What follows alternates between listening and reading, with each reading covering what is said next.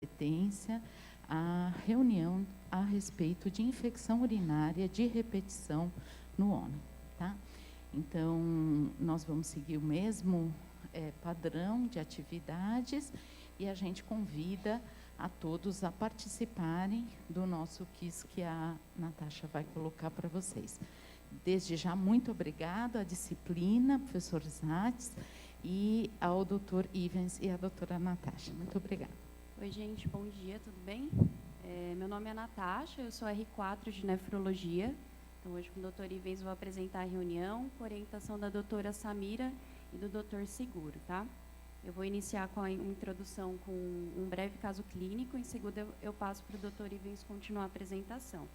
E a gente vai ter alguns quiz interativos, vocês estão convidados a participar e responder com a gente, tá bom? Então, a gente vai abordar um diagnóstico diferencial importante na prática clínica da pielonefrite. Então, iniciando o caso clínico, trata-se de um paciente de 41 anos, do sexo masculino, que em abril de 2017 iniciou um quadro de febre e disúria. Ele negava outras queixas, como tosse, dispneia, diarreia, náuseas ou vômitos. Também era um paciente sem comorbidades conhecidas e não fazia uso de medicações de uso regular. Por conta de uma suspeita de infecção urinária, ele iniciou o uso de nitrofurantoína, prescrito por outro médico, e isso inicialmente levou a um alívio parcial da disúria, mas ele manteve um quadro de febre. De maneira que, em maio de 2017, é optado pela internação hospitalar em um serviço externo e iniciado ceftriaxona. A gente conseguiu recuperar um exame de urina dessa época, externo, né? Que mostrava um pH de 6, uma densidade de 1010, 8 hemácias, 32 leucócitos e nitrito negativo. Então, o nosso primeiro quiz, a gente pergunta, a leucocitura ela pode ser encontrada em qual situação? Infecção urinária, glomerulonefrite, cálculo urinário ou apendicite? Vocês podem acessar através do gg.gg/leucocitura ou apontando direto para o QR Code para responder. Então, no 5º dia de internação, esse paciente evoluiu com um novo episódio febril e foi optado pela troca do antibiótico para piperacilina e tazobactam. Também foi decidido por realizar um exame de imagem e avaliação urológica por conta de uma suspeita de uma pielonefrite complicada. E isso motivou o encaminhamento do paciente para o nosso pronto-socorro para avaliação. Na admissão, ele estava em bom estado geral, os sinais vitais dele eram estáveis, ele tinha uma pressão de 14/9, saturando bem, exame pulmonar, cardíaco e da parte do abdômen sem alterações. Então, esse é o nosso segundo quiz. A gente pergunta quando indicar um exame de imagem na infecção urinária. Vocês podem acessar pelo gg.gg/quando ou apontando para o QR Code. Então, os exames do paciente, quando ele chega, ele tinha uma hemoglobina de 10,5, 10,5, leucócitos de 11.900, plaquetas de 399.000, um PCR aumentado de 120. Em relação à função renal, uma creatinina de 1,25, com uma ureia de 20, o que dava um clearance estimado de 68. Sódio e potássio sem alterações, e o exame de urina com pH de 6, uma densidade de 1010, 8 hemácias, 32 leucócitos e sem proteinúria. Esse é o exame de imagem do paciente na admissão. Então, a gente observa que o rim esquerdo dele estava bem aumentado, às custas de uma importante hidronefrose, e também é visualizado o espessamento do ureter. Aqui no outro corte axial, a gente vê a mesma imagem, e embaixo, a gente também nota que a bexiga dele tinha as paredes difusamente espessadas. Então, é optado por manter o antibiótico instituído e investigar o diagnóstico de tuberculose do trato urinário. A gente também coletou uma urocultura dele na admissão, que era negativa. A ideia da discussão de hoje é a gente conseguir abordar um pouco o diagnóstico diferencial de infecção urinária na nossa prática. E aí acabou trazendo esse diagnóstico de tuberculose geniturinária. Por que a gente ainda se preocupa sobre... Por que a gente ainda se preocupa sobre tuberculose em 2022? A maioria das pessoas pensa que tuberculose é uma doença do passado, pelo menos vem dessa maneira. Se a gente focar um pouco antes da pandemia, em 2020, de dados, a gente traz a gente tem dados da Organização Mundial de Saúde que traz uma incidência de 10 milhões de casos novos naquele ano, sendo que a tuberculose era a segunda causa de morte infecciosa, de dados, né, com estimativa de 1.300.000 óbitos associados à tuberculose. Então, vocês veem a importância ainda de discutir. Se a gente for ver essa distribuição mundial dos casos de tuberculose, apenas 5 países são responsáveis pela cerca de 46%, e aí a gente ganha destaque, o Brasil presente nessa maior prevalência mundial. E aí, trazendo isso um pouco para a nossa realidade, como é que seria a tuberculose no Brasil? O Brasil ele vai concentrar 1/3 de todos os casos das Américas. Então, a cada 3 pacientes com diagnóstico de tuberculose, um desses casos vai estar no Brasil.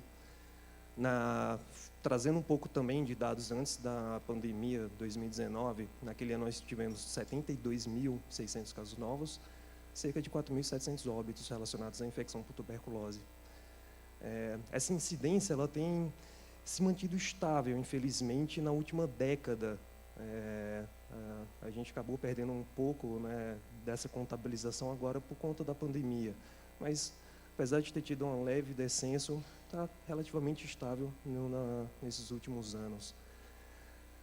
Essa distribuição nacional tem a maior prevalência na região norte do país. Aqui na nossa realidade, aqui em São Paulo, fica em 11º lugar nessa maior prevalência.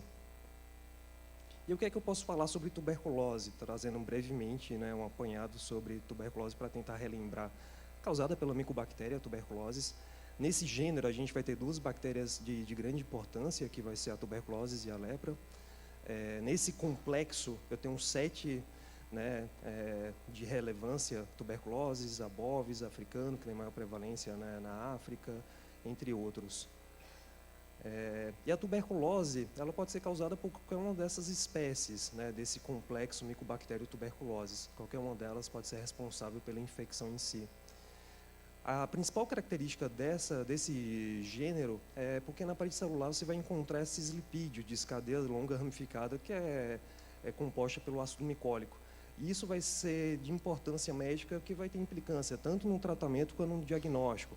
No diagnóstico, porque a principal característica dessa bactéria é que ela vai, né, ser uma bactéria álcool-ácido resistente, a gente vai discutir um pouco relacionado a isso, vai ser aquele BA, e também ela vai ter uma produção lenta, um tempo de divisão, que a grande maioria das bactérias tem uma multiplicação rápida. A micobactéria tem uma característica de multiplicação lenta, 12, 18 horas. E isso vai ter praticamente implicância quando a gente tentar resgatar o resultado da cultura, que demora semanas a meses. Outro dado, de pensando como é que a tuberculose ela é disseminada no nosso meio, né, comunitário, a doença pulmonar ela é mais frequente e ela vai ser responsável pela transmissão da doença, né, na fase bacilífera. Então, a transmissão ela é por via respiratória, transmissão dos aerossóis da tuberculose, seja na doença pulmonar, de maneira mais rara, na doença laríngea.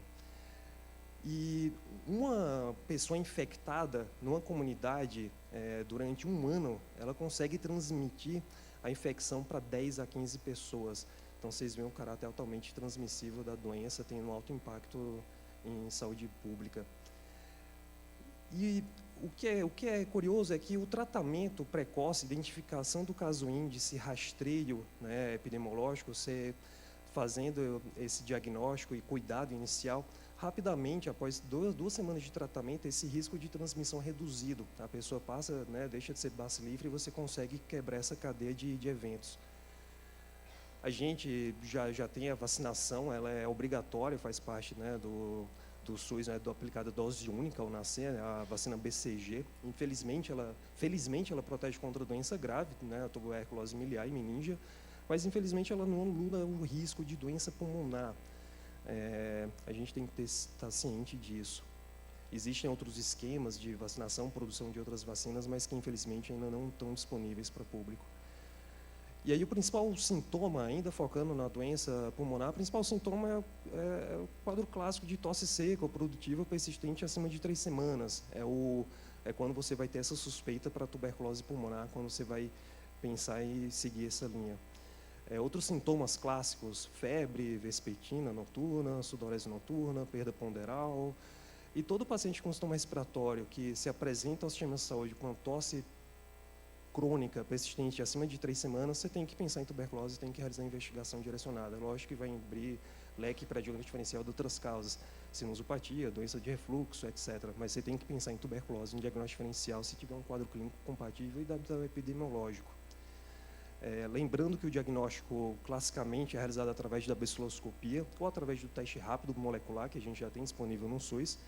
A baciloscopia, aproveitando aquela ocasião, aquela apresentação do paciente ao serviço de saúde, idealmente já coletar a primeira baciloscopia naquele dia, na consulta, e uma amostra no dia seguinte, ao despertar.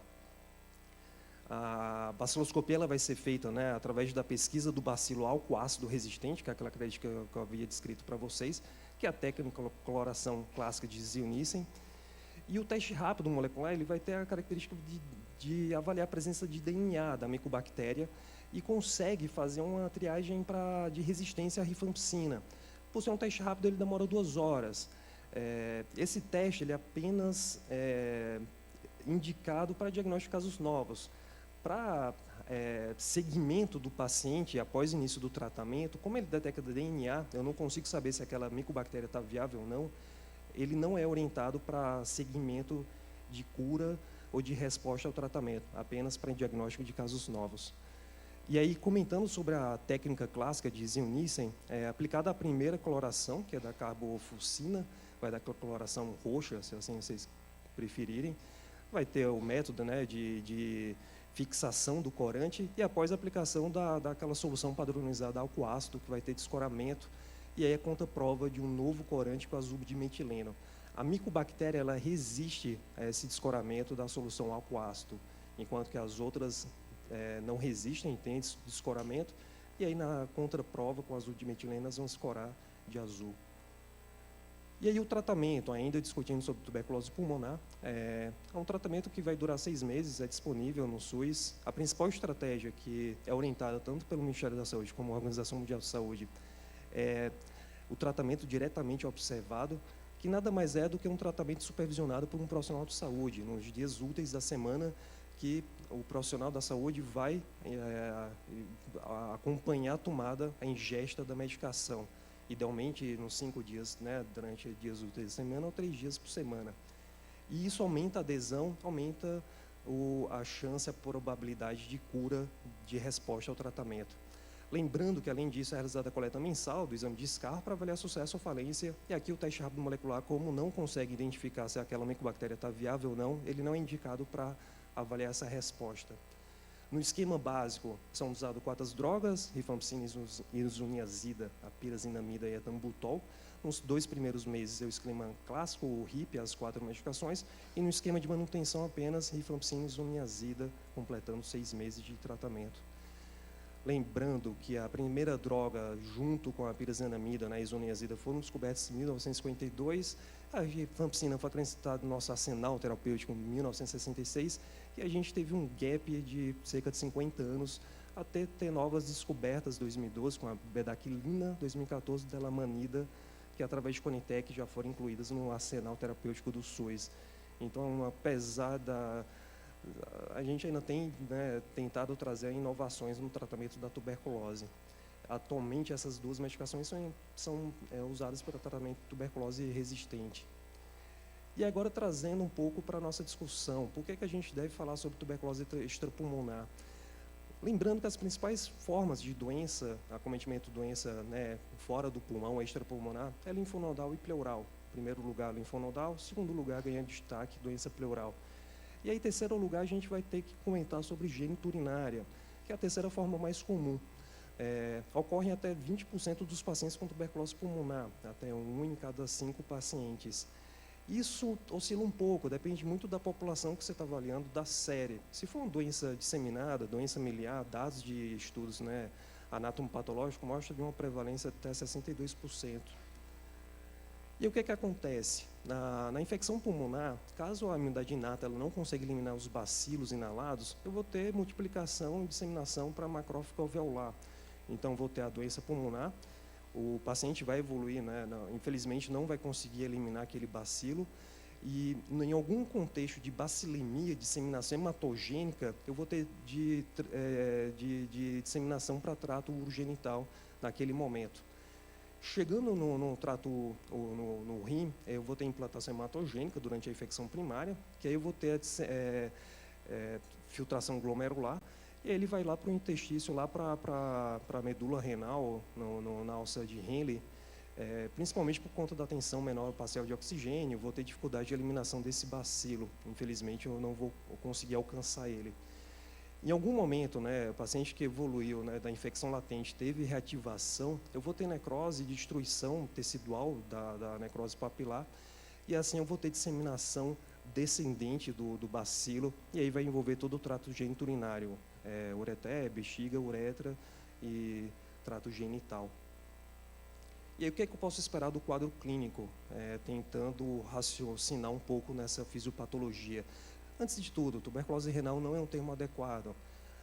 A tuberculose, o mais adequado seria discutir sobre tuberculose urogenital, pensando que ela pode cometer qualquer porção do trato, seja rins, uretra, ureter, bexiga, ureter, próstata. Nosso paciente tinha cometimento geniturinário, escrotal, testicular, epidídimo, no sexo feminino, ovário, trompa de falópio, endométrio.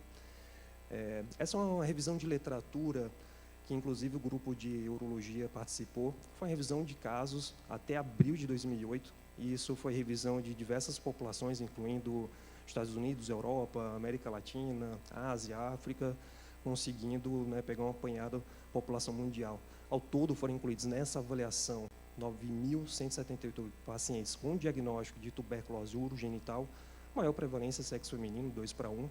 A idade média dessa população é uma população adulta jovem, 40 anos. Menos da metade, 36%, tinha uma história de doença pulmonar prévia. Então, aqui fica a informação importante que nem sempre a gente vai conseguir resgatar esse dado da história clínica do paciente para suspeitar tuberculose urogenital, né? Menos da metade dos pacientes vai ter esse dado na história clínica. E aí, o quadro clínico, infelizmente, ele é um pouco tardio, porque ele vai surgir apenas quando eu já tenho uma doença avançada, já evoluindo com doença, principalmente vesical.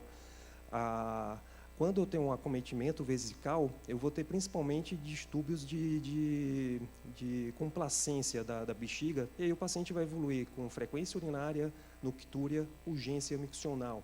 Isso, cerca de metade dos pacientes é a apresentação inicial deles.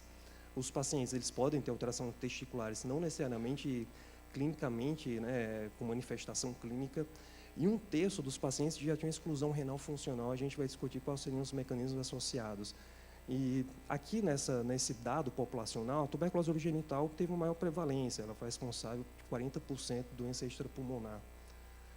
E aí, qual é que seria o quadro clínico, né, já pensando, trazendo aquele dado de vida real, né, do maior estudo que a gente consegue identificar?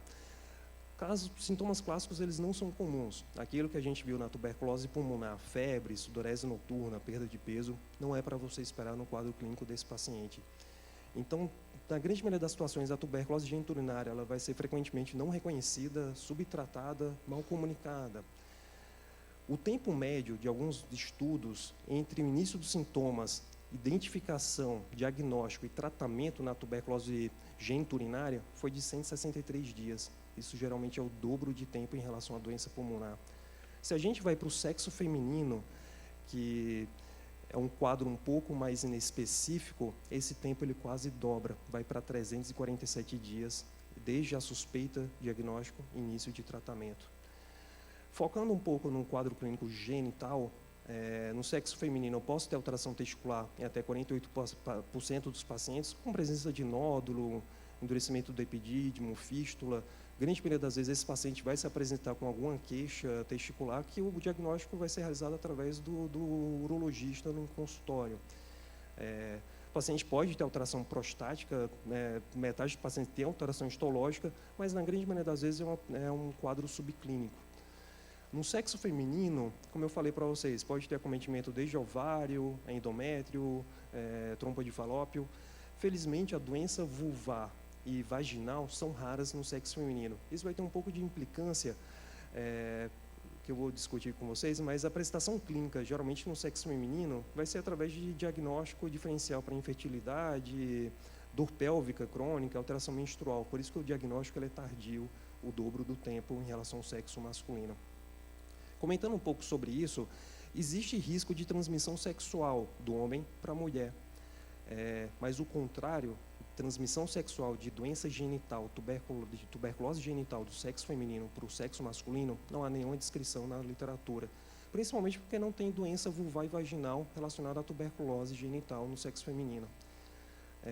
Aqui, mostrando a alteração do nosso paciente, a alteração escrotal, uma ultrassonografia que mostra que você já vê essa alteração,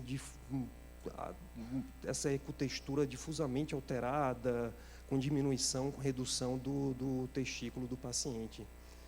E pensando ainda sobre acometimento renal, na grande maioria das situações, o acometimento unilateral ele é o mais comum. No entanto, eu posso evoluir com doença bilateral, né? E isso pode ser responsável, inclusive, por doença renal crônica, geralmente no contexto de doença obstrutiva, por estenose ureteral. Na grande maioria das situações, né, eu posso ter alguns mecanismos associados à doença bilateral. O mais raro seria a disseminação hematogênica, né, no contexto de imunodeficiência ou doença miliar. O mais comum é uma doença unilateral que vai progredir, né, de maneira descendente, como eu mostrei para vocês, para a uretré, para a bexiga. E aí, em algum momento, por conta de acometimento vesical avançado, eu vou ter um refluxo vésico-ureteral para o rim contralateral. Em algumas situações que ainda são mais raras, seria uma reativação de foco renal bilateral. Nosso paciente do caso clínico, ele tinha um acometimento unilateral à esquerda, né? Ele já tinha doença vesical, mas o rim direito dele, pelo menos anatomia, morfologia preservados, não tinha achados, né, anatômicos na tomografia com acometimento de tuberculose. Esse outro caso, aqui já mostra parênquima renal afilado, você já não consegue diferenciar muito bem córtex, medula, já tem calcificação, você já vê um rim atrófico com diminuição, com dimensões reduzidas. E também você vê que a bexiga já tem um pouco mais contraída, aspecto heterogêneo, e aí o rim direito você já vê aquela destruição também de parênquima, um rim um pouco mais vicariante também. E esse paciente aqui, nesse caso, ele fez uma uretrocistografia que documentou esse refluxo, então mostrando aquele mecanismo que eu havia descrito para vocês. Provavelmente nesse caso o paciente começou com doença à esquerda, teve descendente acometendo ureté, bexiga, refluxo acometendo o rim direito na sequência, tendo essa evolução para a doença renal crônica. Então, nesse caso, a uretrocistografia conseguiu documentar esse refluxo vésico-ureteral para passivo e ativo à direita. E ainda pensando sobre acometimento renal, outra forma além dessa doença obstrutiva relacionada à tuberculose avançada, ainda pode ter descrição de INIA, de nefrite intersticial. Ela pode ser tanto como um fenômeno imunológico relacionado à infecção, como o próprio tratamento medicamentoso, que tem mais descrição relacionada à rifampicina, ou síndrome de reconstituição imune. Doença glomerular, pensando com a doença inflamatória crônica, pode evoluir com depósito de proteína amiloide, evoluindo com amiloidose. Existem outras descrições, doença glomerular, doença nefropatia membranosa, entre outras, mas são situações raras.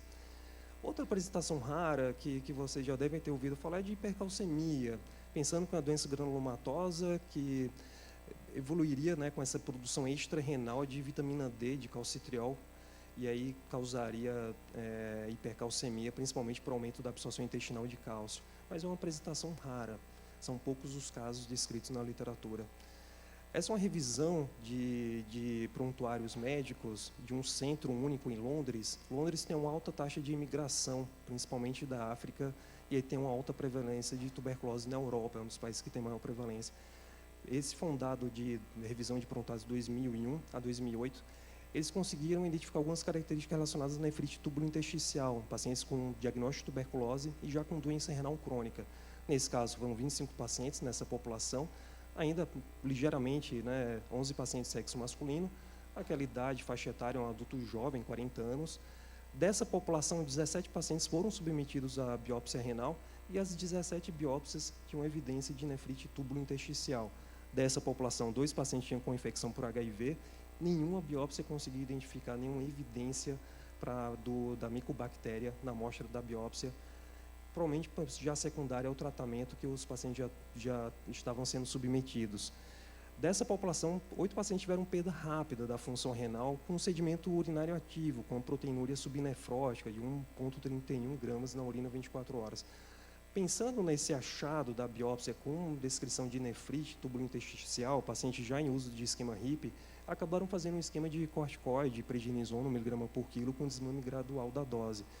Desses 25 pacientes, infelizmente 9 evoluindo com diálise precocemente, 6 meses da apresentação, 16 pacientes que tinham uma taxa de filtração glomerular inicial de 18, após o tratamento com esquema HIP e corticoterapia, acabaram recuperando função renal, indo para ainda persistindo com doença renal crônica, mas uma taxa de filtração glomerular de 29, após 6 meses de tratamento.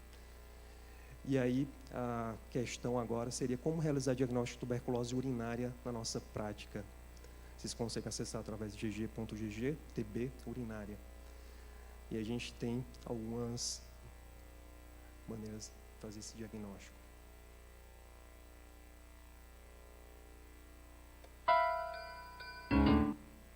E aí, como é que eu posso realizar o diagnóstico de tuberculose geniturinária?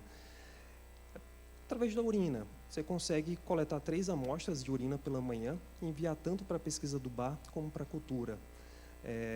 Você vai orientar, a maneira que você vai orientar a coleta desse exame é através de urina de jato médio da primeira micção após higiene adequada. Existem descrições de contaminação da amostra, principalmente pela presença de outra espécie da micobactéria em prepúcio do homem, mas você vai orientar a higiene íntima adequada e coleta da urina de jato médio da primeira micção.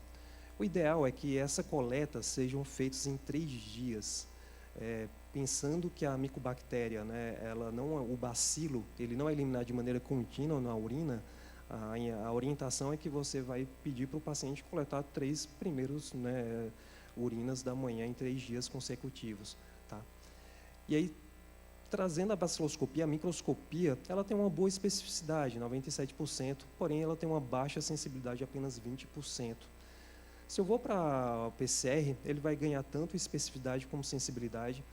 A cultura também, o problema relacionado à cultura é principalmente como aquele dado, aquela informação que eu já tinha discutido com vocês. Por ser uma bactéria de multiplicação lenta, eu vou ter esse dado, vou resgatar esse resultado apenas de maneira tardiamente, Eu vou esperar 6 até 8 semanas para ter esse resultado da cultura.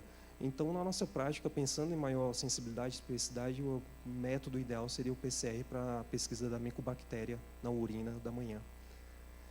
Como é que eu posso solicitar esse exame no HC? Aqui é o formulário padrão da microbiologia que vocês já conhecem para solicitar exames. E aí, trazendo, aqui, destacando um pouco aqui inferiormente, eu vou ter a urina, você vai assinalar a urina de jato médio, pesquisa do bar, a cultura, e aí você pode assinalar outros PCR para micobactéria e tuberculose. Lembrando que você vai fazer 3 pedidos, um pedido para cada dia, então vão ser 3 urinas, dessa maneira que você vai orientar o paciente. E aí, como é que eu ainda posso fazer a avaliação desse paciente? Não esquecer de fazer rastreio para doença pulmonar. O paciente, apesar de não trazer esse dado da história clínica, provavelmente ele pode ter algum acometimento pulmonar. Você vai fazer coleta de exames gerais, hemograma, função renal, pensando que esse paciente pode ter algum grau de disfunção renal, eletrólitos, transaminases, esse paciente vai ser submetido a esquema HIP, que pode evoluir com hepatotoxicidade. Você vai incluir sorologias, hepatite B, C, HIV. Lembrando que a urina 1 do paciente, ele pode apresentar uma leucostura estéreo. Esse dado, quando a gente fala sobre leucostura estéreo, é que você tem presença de leucócito na urina, só que quando você vai resgatar o resultado da urocultura, é uma urocultura negativa. Além disso, o paciente pode apresentar hematúria, proteinúria e vai ter um pH urinário ácido, que principalmente você não vai ter, lembrando que acometimento glomerular do néfron vai ser principalmente a alça de Henle, você não vai prejudicar a manipulação ácida do néfron. E aí, trazendo agora, como é que eu posso realizar o diagnóstico diferencial para a leucocitúria? Lembrando que o exame de urina ele vai ser usado como rotina inicial para diversas doenças. É um exame que a gente usa na nossa prática, num paciente seja ambulatorial ou internado. E a gente pode usar a urina, seja para avaliar paciente com doença renal, trato urinário, diagnóstico, prodiagnóstico, implicação. É um exame simples, barato, que eu consigo ampliar muito o meu raciocínio na prática clínica. Lembrando que a presença de leucócito na urina ela vai sugerir um processo infeccioso inflamatório, geralmente envolvendo o trato geniturinário. Essa presença na urinálise com leucócito, nenhuma bactéria, essa é a definição leucocitura estéril, como eu havia dito para vocês. Apesar disso, eu tenho que pensar em diagnóstico diferencial. Tem que ter cuidado na sua prática de paciente com exame de urina 1 com leucocitúria, eu já pensar que isso é igual a infecção urinária, paciente sair do consultório com receita de antibiótico. Cuidado, você tem que tentar racionalizar e contextualizar aquele exame. E aí, trazendo de volta, leucocitúria, ela pode ser encontrada em qual situação? É uma questão que, infelizmente, era uma pegadinha. Todas as situações, infecção urinária, glomerulonefrite, cálculo urinário, apendicite, não teriam a resposta certa. Trazendo para o nosso... para as nossas respostas, nós tivemos 4 respostas, foi um pouco parecido, 25% cada uma. Então, pensando em diagnóstico diferencial para leucocitúria, pode ser um paciente que está evoluindo com glomerulonefrite, seja nefrite lúpica, etc., ele pode ter leucocitúria. Paciente que tem nefrolitise, ele pode ter leucocitúria. Não necessariamente isso significa infecção urinária, o paciente tem cálculo urinário. Ele não necessita de antibióticos, não tem nenhuma outra evidência clínica para infecção. Num próprio mecanismo, quando a gente discute sobre o mecanismo de formação do cálculo urinário, pensando um cálculo por oxalato de cálcio, que eu vou ter deposição aqui na alça de Henle, dessa calcificação da papila renal com a placa de Randall, que eu vou ter depósito de fosfato de cálcio, e aqui o cálculo ele pode ficar aqui. Esse mecanismo de processo inflamatório papilar, ele pode causar leucocitúria estéril. Paciente que está fazendo uso de tratamento, antibiótico, diversas medicações, ele pode estar evoluindo com nefrite túbulo-intersticial, nefrite intersticial aguda. Esse pode ser motivo, inclusive, da piora de função renal dele, e não infecção subclínica. Nefrocalcinose também pode cursar com leucocitúria. Prostatite, apendicite pela proximidade, rejeição transplante renal, infecção ginecológica. Então, vocês têm que tentar contextualizar. Leucocitúria não é igual a infecção urinária. Vocês têm que pensar se aquele paciente tentar contextualizar, tentar identificar o motivo da leucocitúria e não indicar antibiótico empiricamente para qualquer leucocitúria. Para todos os pacientes que você identificar isso no consultório, seja pronto-socorro ou paciente internado. E aí a segunda pergunta, quando indicar exame de imagem na infecção urinária? Também era uma pergunta capciosa, porque todas essas situações, se o paciente tem uma infecção urinária, está evoluindo com sepse, disfunção orgânica, febre persistente, apesar do tratamento antibiótico, obstrução urinária, lesão renal aguda, seriam situações que poderiam ser realizadas exame de imagem para diagnóstico diferencial de complicação. Das nossas respostas, tivemos uma resposta que respondeu sepse.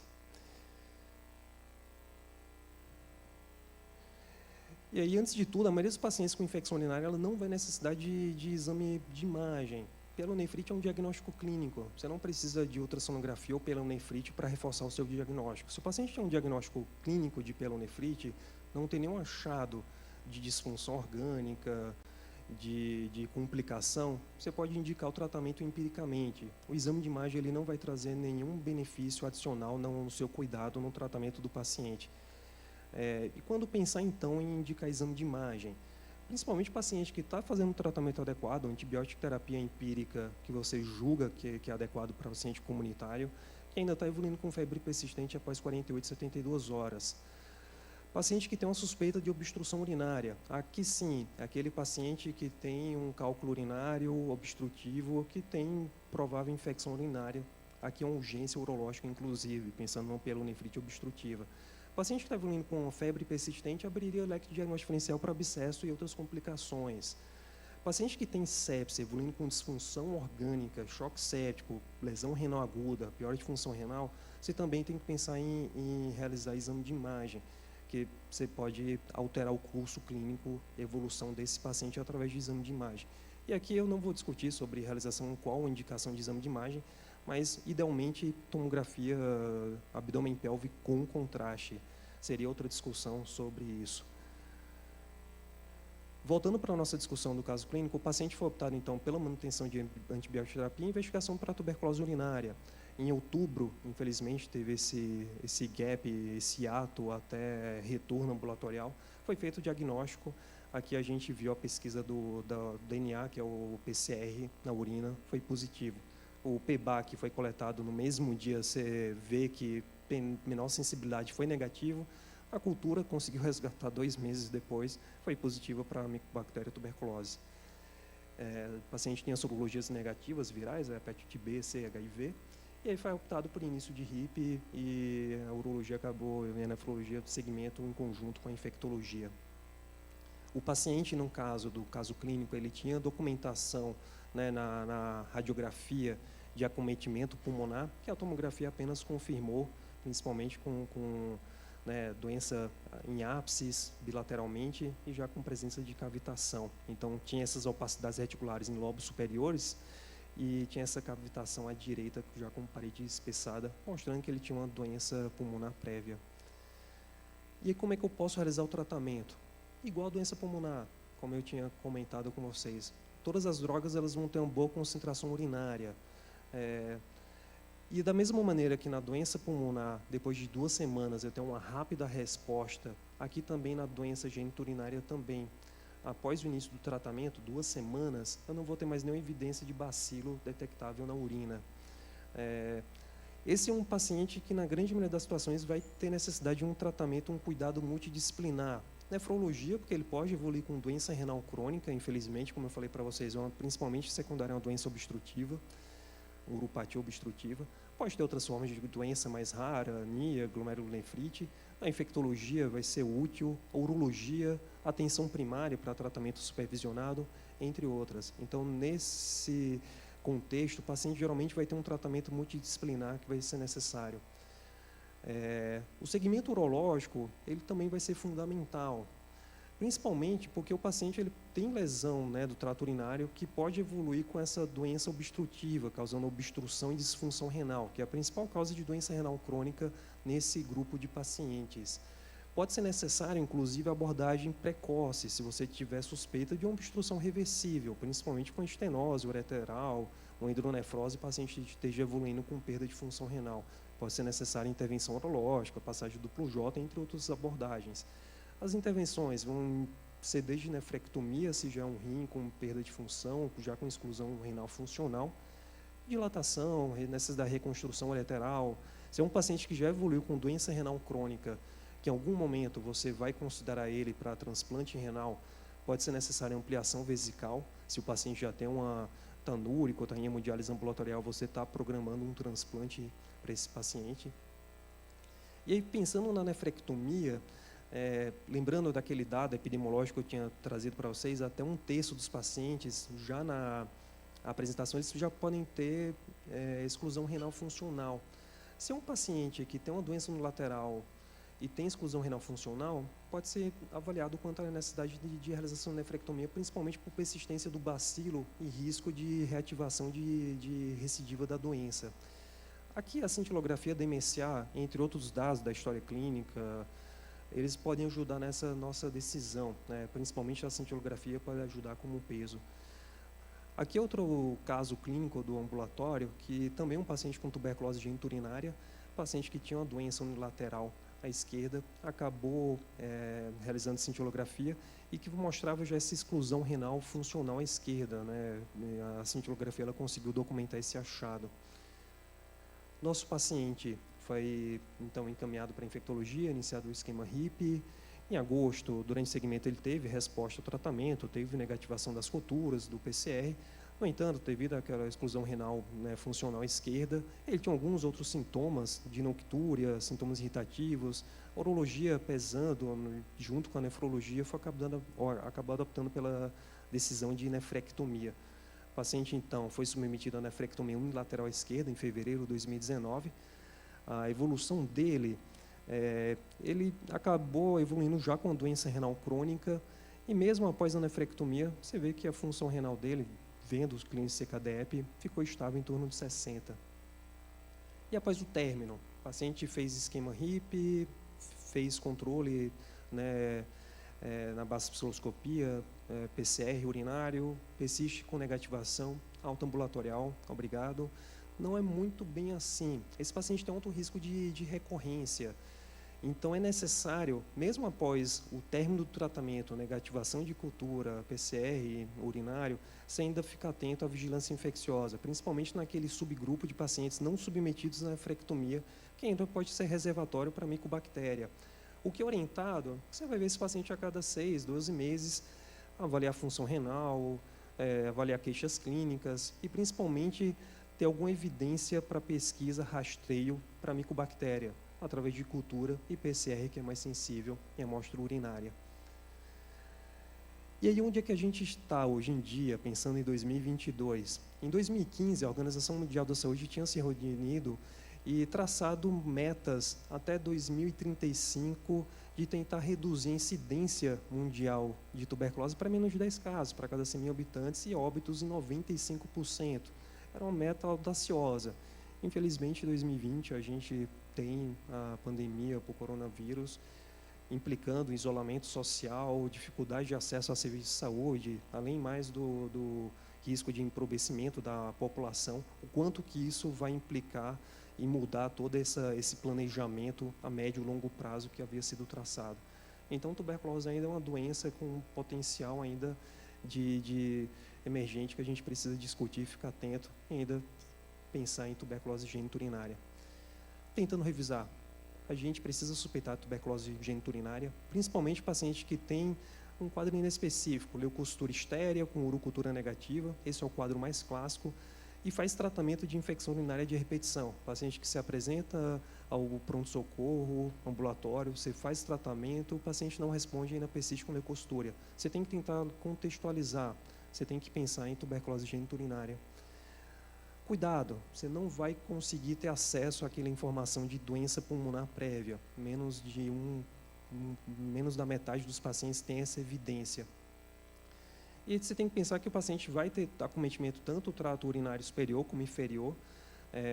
Infelizmente, já vai ser uma doença tardia quando você vai realizar o diagnóstico. Você vai ter aquelas alterações estruturais, né, na tomografia, que for mais elucidativo para vocês, principalmente acometimento vesical, que já vai representar doença avançada. E o tratamento, na grande maioria das situações, ele vai ser multidisciplinar, vai envolver diversas especialidades, nefrologia, infectologia, urologia, atenção primária. Não tenha medo, receio de compartilhar o cuidado do paciente. O paciente vai agradecer. E o tratamento clássico, HIP, 6 meses. E aqui é o nosso ambulatório, que funciona toda segunda-feira pela manhã, de nefrolitíase. A responsável pelo ambulatório é a nossa chefe querida, a doutora Samira. E qualquer dúvida, a gente sempre vai estar disponível no 5º andar do PAMB, na segunda-feira, toda manhã. Qualquer dúvida relacionada à nefrolitíase ou qualquer discussão que vocês gostariam de ter com a gente. Obrigado, pessoal. Queria agradecer muito a excelente aula e abrir para discussão. Alguém queria perguntar?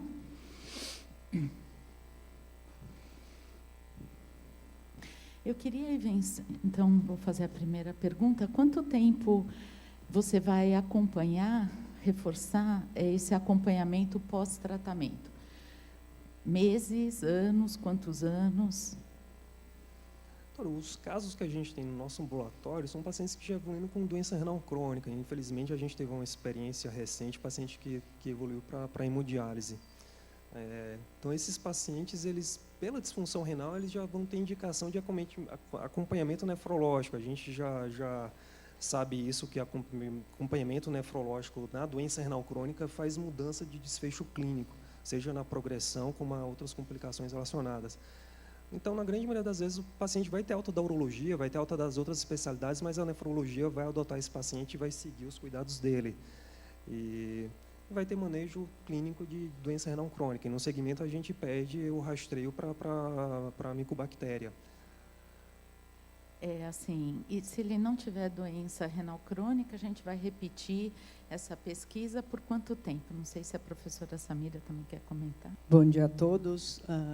É um prazer estar aqui com vocês, né, representando a disciplina de nefrologia.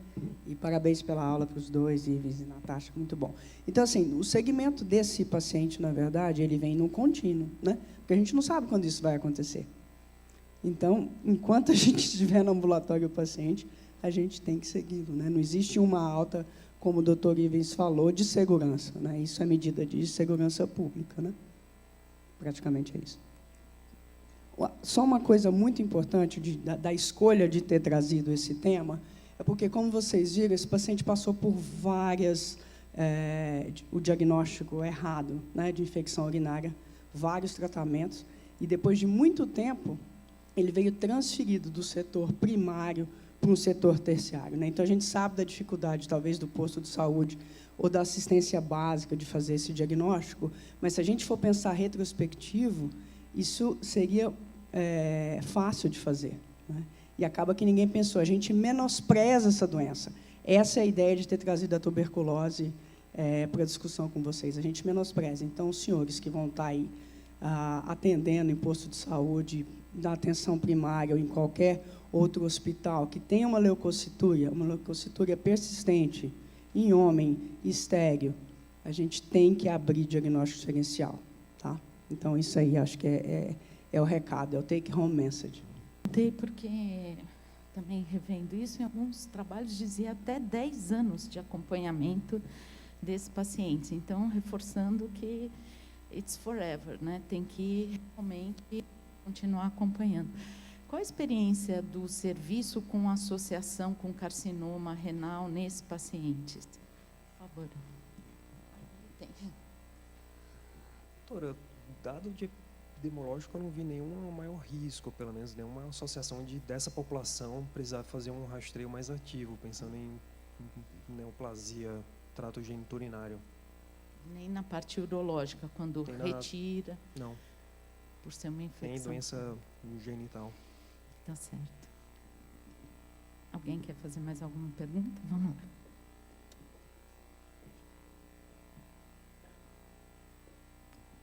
Bom dia, parabéns pela aula, muito boa. A minha dúvida é em relação a uma informação que trouxe, assim, salta aos olhos na aula, que até 1/5 dos pacientes com infecção pulmonar tendem a ter a infecção urinária. E a minha dúvida é se existe a necessidade de fazer algum rastreio de infecção urinária em todo paciente que tem a infecção pulmonar. O tratamento não muda, né? Persiste com 6 meses, mas a questão do segmento muda bastante. Então, a minha dúvida é em relação a isso. O que muda é... Concordo obrigado pelo comentário. O que muda um pouco é que, na grande maioria das vezes, essa é uma doença subclínica, pelo menos em fase inicial. Se o paciente já fez um diagnóstico de doença pulmonar e vai fazer tratamento inicial com esquema HIP, pouco provável que essa doença ela vai progredir. Felizmente, vai ser um diagnóstico tardio que esse paciente vai ter. E aquele dado, né, até 1/5 dos pacientes, dependendo da população avaliada, se tem doença miliar em dado anatomopatológico, vai ter evidência da doença geniturinária, é difícil. Vai ser difícil fazer o diagnóstico clínico desse paciente. Na grande maioria das situações, durante o acompanhamento, você não vai fazer rastreio ativo de doença geniturinária em paciente que tem doença pulmonar, até porque não vai mudar seu cuidado, seu tratamento. A não ser que ele tenha alguma queixa, que você vai indicar exame de imagem, entre outros exames. Mas não mudaria o cuidado inicial desse paciente. Se você está vendo o paciente com queixa pulmonar ativa, faz diagnóstico de tuberculose pulmonar. Não tem nenhuma indicação para fazer um rastreio ativo de outros acometimentos extrapulmonares. Ives, eu concordo, mas eu acho que eu entendi que se isso for uma coisa a mais, é isso?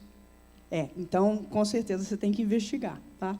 A gente tem alguns casos de superposição, né, que a gente tem que fazer o diagnóstico diferencial, sim, né? Então, dependendo da idade do doente, ele pode ter uma leucocitúria, ele está tratando a tuberculose pulmonar e talvez tenha uma leucocitúria.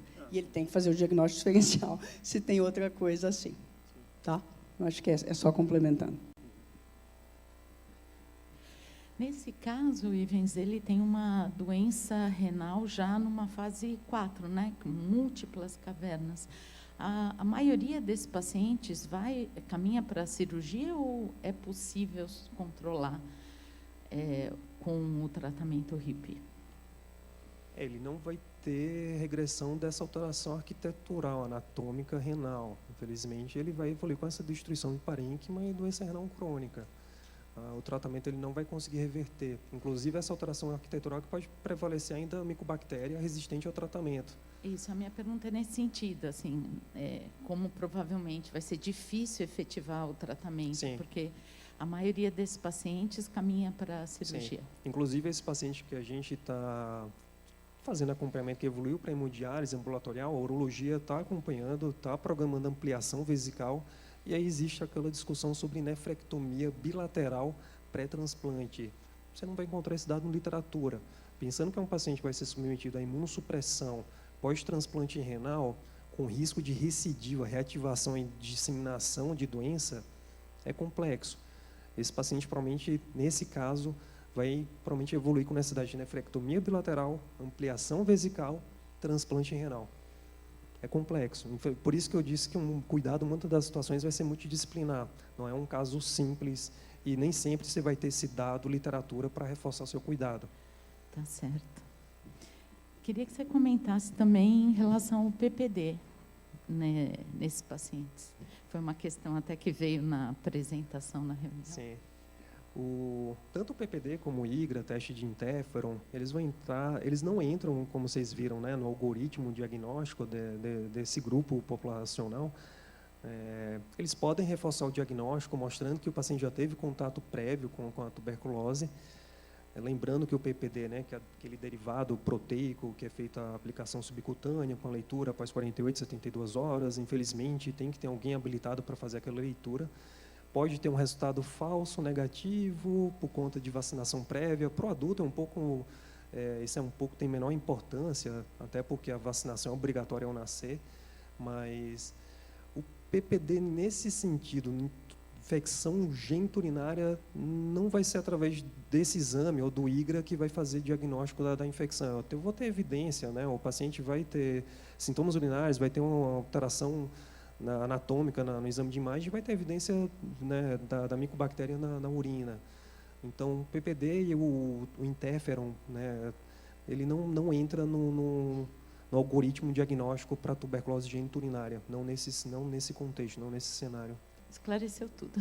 Muito obrigada a todos, Obrigado, a todas. E espero vocês na próxima reunião, principalmente o doutor Ivan e a doutora Joana.